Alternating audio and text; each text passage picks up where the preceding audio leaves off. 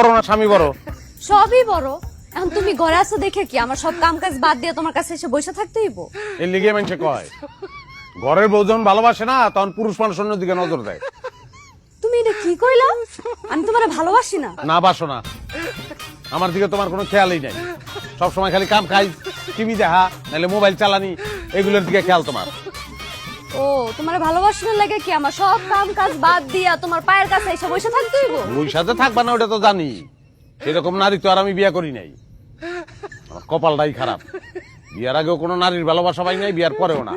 সারাটা দিন হাজার হাজার মানুষের লগে ব্যবসার আলাপ করিয়া ঘরে আইসা তোমার লগে ঝামেলা করতে আমার ভালো লাগে না, শান্তি লাগে না আমার। ও তোমার শান্তি লাগতেছে না?